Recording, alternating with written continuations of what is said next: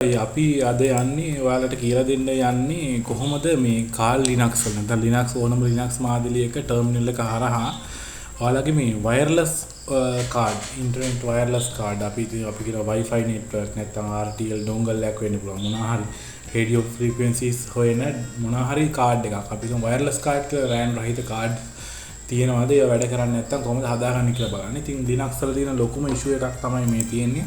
අපි නිකන් දැන් සර්ච් කරලා බලමු. මොනවාද තියෙන network cards කියලා හොයන්න අපි Windows වල IP කියලා type කරනවා. ඒ වගේ මෙතනදී IF කියලා type කරන්න. IF config කියලා type කරලා අපිට enter කරන්න පුළුවන්. එතකොට ඔයාලට පේනවා මෙතන කිසිම network card එකක් නැහැ. ඇත්තටම මම මේක virtual machine එකක් මේ ඔයාලට කියලා දෙන machine එක. මේ machine එක VM machine එක නැත්නම් virtual machine එකක්. virtual box කියන Oracle සමාගමේ VM software එක පාවිච්චි කරලා ඒ VM software එකකින් virtual machine එකක් හදලා කාලි virtual machine එකක් හදලා virtual box ඇතුලේ දැන් කාල් Linux කියන මෙහිම පදේ run කරලා තමයි මේ පෙන්නන්නේ. ඉතින් මට පුළුවන් මේක disable කරන්න කීක දේවල්.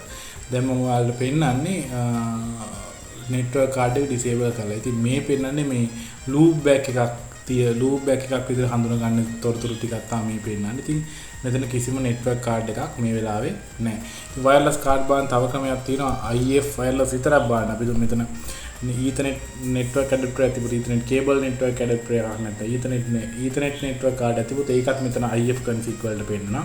නමුත් අපි IW config කියලා type කරොත් config කියලා type කරලා enter කරොත් අපිට පෙන්නන්නේ wireless එක විතරයි. ඉතින් මෙතන කියන loop halt එකක්වත් නැහැ මොනවත් නැහැ.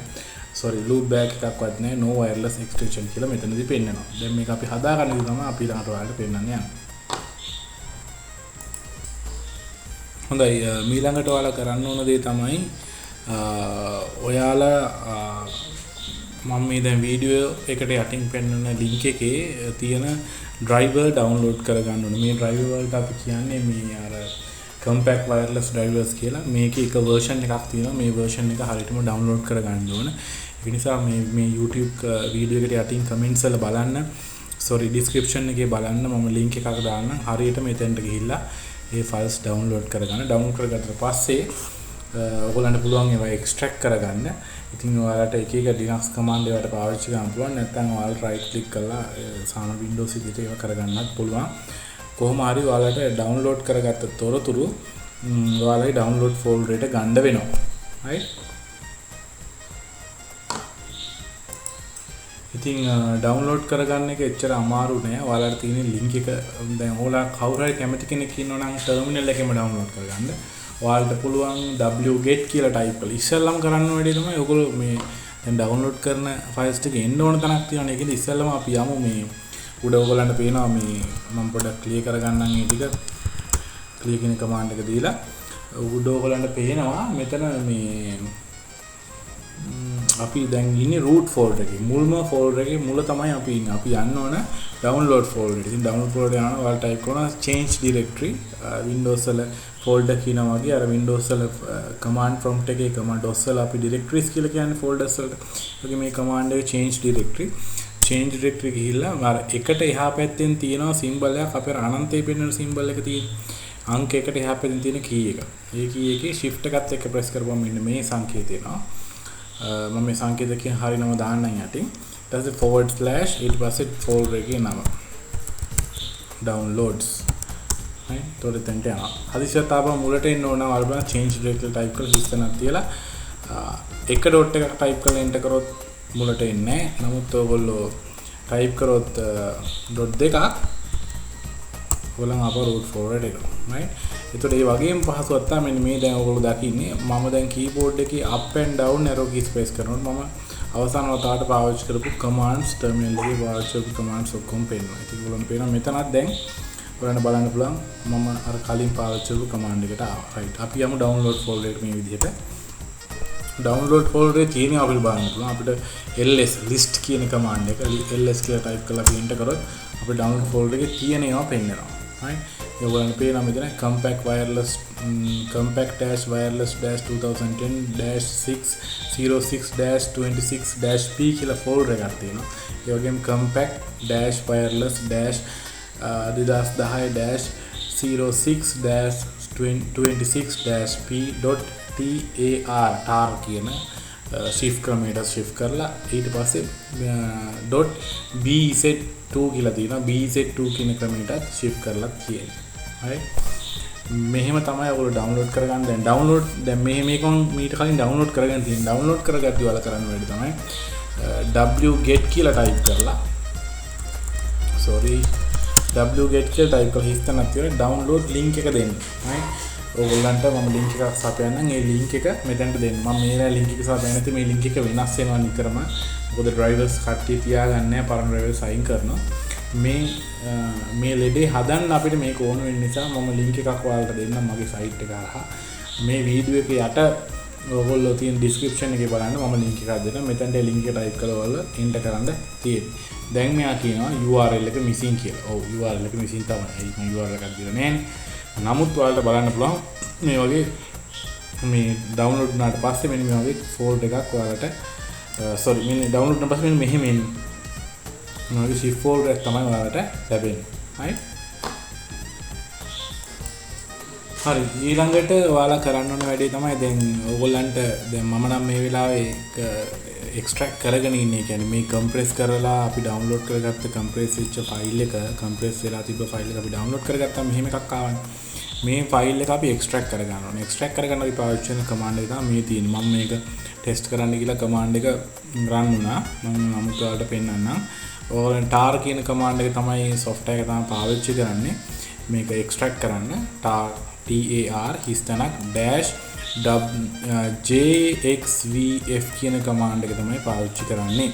ඊට පස්සේ හිස්තැනකින් පස්සේ ඔයාලා දෙන්න ඕන මෙන්න මේ ඔයාලට එක්ස්ට්‍රැක්ට් කරගන්න ඕන ෆයිල් එකේ නම. ඒ කියන්නේ මෙන්න මේ shift folder එකේ නම තමයි දෙන්න ඕන. shift file එකේ නම තමයි දෙන්න ඕන. folder එකේ shift file එකේ නම තමයි දෙන්න ඕන. shift file එකේ නම ඔය විදිහට දුන්නා. ආයෙ මම කියන්න මෙතන හිස්තැන් මොනවත් නැහැ. අදාළ folder එකේ තියෙන තැනට ගියා. ෆයිල් එක තියෙන තැනට යන්න එක්ස්ට්‍රැක්ට් කරගන්න ෆයිල් එක එක්ස්ට්‍රැක්ට් කරගන්න අවශ්‍ය ෆයිල් එක නැත්නම් compress decompress නැත්නම් අපි කියනවා unzip නේද unzip decompress extract කරගන්න අවශ්‍ය zip file එක තියෙන තැනට ගිහිල්ලා නැත්නම් compress file එක තියෙන තැනට ගිහිල්ලා ඒ ස්ථානයේදී මෙන්න මේ කමාන්ඩ් එක පාවිච්චි කරන්න tar space -jxvf space file එකේ නම. ඉතින් ෆයිල් එකේ නම ටයිප් කරන්න මහන්සි වෙන්න ඕනේ නැහැ. මෙතනින් මෙහෙම තෝරලා mouse එකෙන් drag කරලා තෝරලා right click කරලා copy කරලා මේ හරි paste කර right click කරලා paste කරන්න පුළුවන්. මතක තියාගන්න right click කරලා paste කරනකොටම run වෙනවා. right?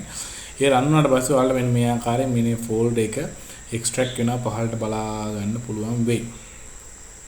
right? ගොඩාක් දේවල් මේ file එකට ඒ folder එකට දාලා තියෙන ගොඩාක් දේවල් මෙතන තියෙනවා. අපි පහළට තව යනවා. ඔයගොල්ලන්ට මේක යනවා පේන්නේ. මෙන්න මෙතනට ඇවිල්ලා තියෙනවා. එතකොට මෙන්න මේ ෆෝල්ඩර් එක රන් වෙලා තියෙනවා. දැන් අපි ls කියන කමාන්ඩ් එක දීලා බලමු මෙතනට.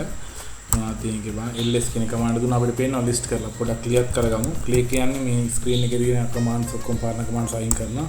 ඔන්න ක්ලියර් කරා. දැන් අපි ls කියලා දෙමු. ඔන්න දැන් අපිට අවශ්‍ය ෆෝල්ඩර් එක තියෙනවා. දැන් අපි යන්න ඕන මේ ෆෝල්ඩර් එක ඇතුළට ඉදිරියේදී අදාළ ඉතුරු විධාන ටික ක්‍රියාත්මක කරන්න. හොඳයි ෆෝල්ඩර් එක ඇතුළට යන විදිහ ඔයගොල්ලෝ දන්නවා. හරි ලේසි change directory කියලා අපි ටයිප් කරමු. change directory අපි මේ පාර දෙන්නේ මොකද්ද ෆෝල්ඩර් නම කියන එක තමයි අපි මේ පාර දෙන්නේ. මොකද අපිට මොනවත් වෙන දේවල් දෙන්න අවශ්‍ය වෙන්නේ නැහැ. මොකද අපි මේ වෙනකොටත් ෆෝල්ඩර් එකේ නම හරියටම දන්න නිසා. ෆෝල්ඩර් එකේ නම දෙමු. ෆෝල්ඩර් එකේ නම මෙතනින් කොපි කරලා මේ තියෙන ෆෝල්ඩර් එකේ නම